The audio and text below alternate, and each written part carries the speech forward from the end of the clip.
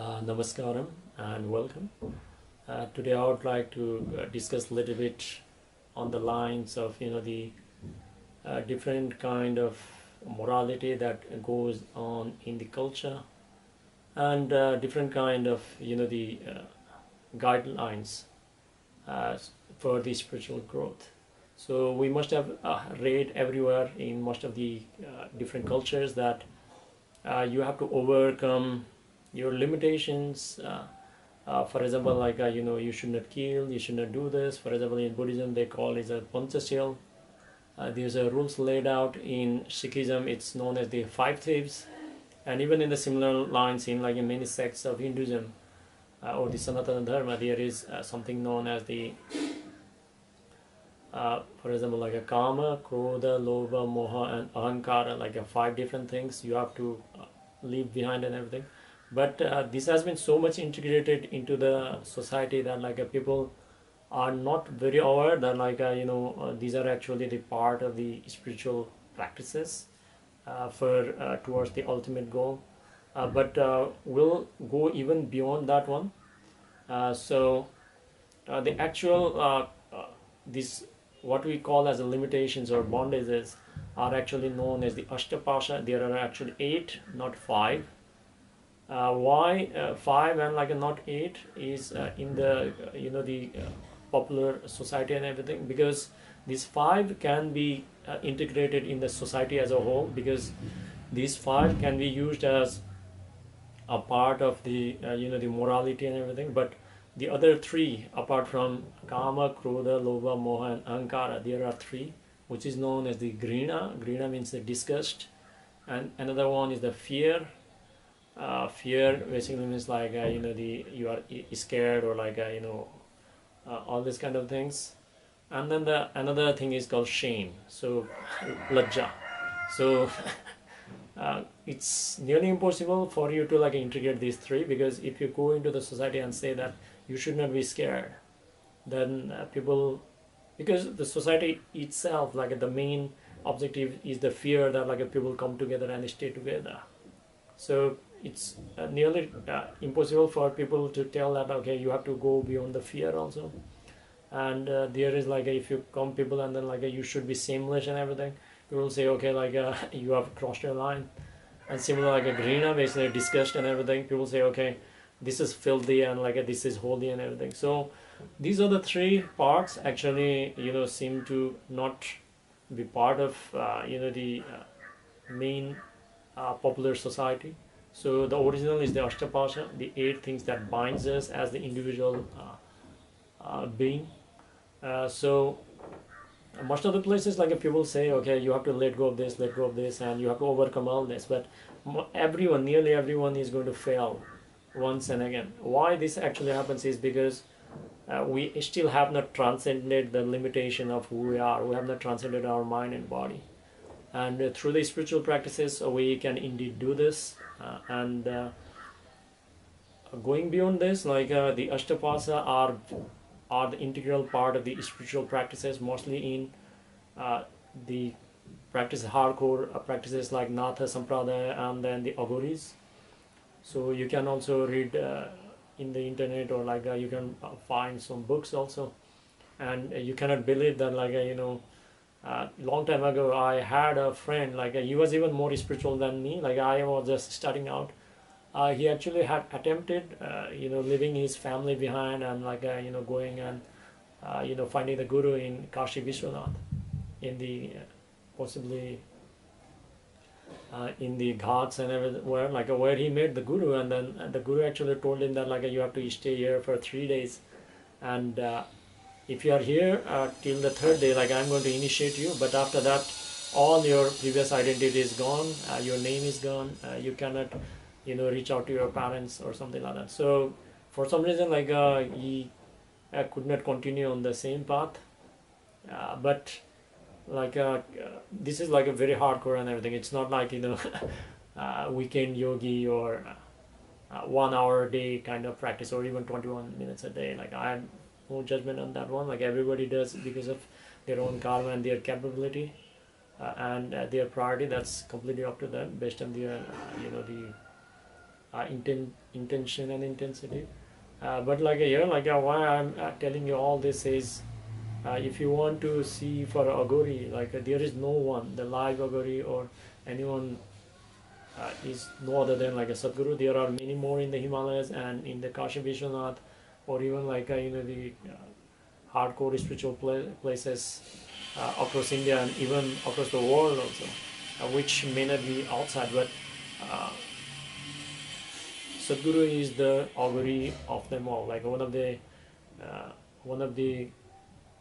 evolved Aghori of them all. And if you read all these like discourses or listen or even the practices and everything, it all goes beyond all the limitations, not only the five which the society wants to remove, but all the other three also. This is one of the reasons, like Sadhguru also mentioned in one of the discourse, that the Linga Vairavi is like a fierce and everything, and the Tantra and everything. That is where people overcome the fear, but they can still love. So this is his way of doing it. The Aghoris do in more crazier way, like they go and sit on the top of the live corpse, like which is who died like freshly a few hours or like just few days beforehand or something. They do a certain kind of sadhana just to overcome that limitation, and they even like overcome the overcome their like limitation of shamelessness by walking naked, like a digambara, which is also known as in English like a sky clad, or like so the Aghoris like they walk without any clothes because they want to overcome the limitation of the shame also, because shame is actually taught by the society, because we are not born by the clothes, but because like a society has been integrated or so on. That is one of the reasons, like Sadhguru also mentions that the modern version, or like the latest whatever we are doing at Isha, in his own words, is basically to reach out to everyone. That is his ultimate goal, and only goal, obviously. So he also said that like if you do the sadhana without any clothes or something, that is the best way to do it, but the society demands in certain way, like the society is not ready, so we have to go that way. So, and the final thing is like a disgust.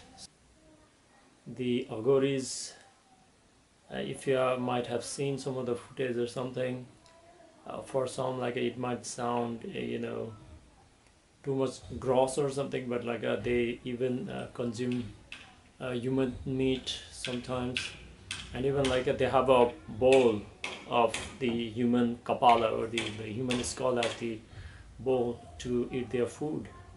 And not only that, like if you have heard about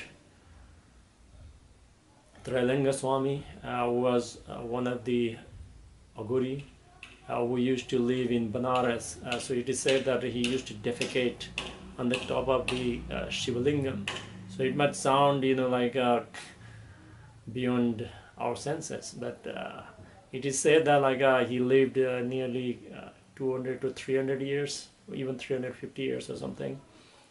So he was the contemporary of the successor of Mahatar Babaji, the Lahari Mahashaya. So yeah, so like these are the things, and not only that, if you have read or heard in a discourse or in a mention of one of the brahmacharis, so Sadhguru actually went to the Himalayas with brahmacharis and other meditators, and over there like they were playing frisbee. So once the frisbee actually went and landed on the human faces, so people were like quite disgusted, and like they didn't want to go and pick it up. But Sadhguru just casually went over there and then picked it up, and he told people that he even wiped it off, and he told people that like you are disgusted of the human faces because it is outside of you, because at the moment like whatever you have ate yesterday or today, the food is still inside your body also. So you are disgusted because it is outside, but like you are not disgusted because some of the food in the terms of faces is still inside your tummy. So by this also represents that like Sadhguru is the you can say a mastered Aghori. So and again like even though like we discussed already these 8 bondages, for example starting with Kama, which is the lust, Krodha, which is the anger or the rage, Lobha, that is basically the greed, Moha, the attachment, and then Ahankara, some place it is called Ahankara, the ego, or in some cases it's used like a jealousy. So basically, and then the fear, and then the disgust, and then finally the shame. So these are the things like the spiritual hardcore spirituality considers as the Ashtapasha, and again it's not necessary for us to go and try to overcome one at a time, but as Sadhguru has mentioned that if you, and even like through spiritual practice and guidance from Sadhguru, if you practice regularly, you'll reach to a point that you'll not find a division between you and the other. That is what is referred actually as yoga also. So it's not like the yoga is actually our doing, but we are already in the yoga. So the division is the illusion. So like when a person reaches to the state where you don't find the distinction between you and then the other, then all this like 8 Ashtapasha does not actually exist.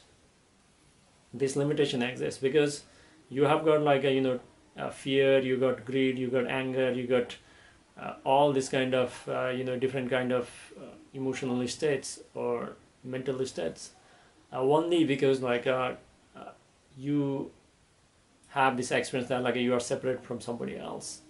So through the grace of Sadhguru and all these practices, like everybody is capable of going beyond all these limitations.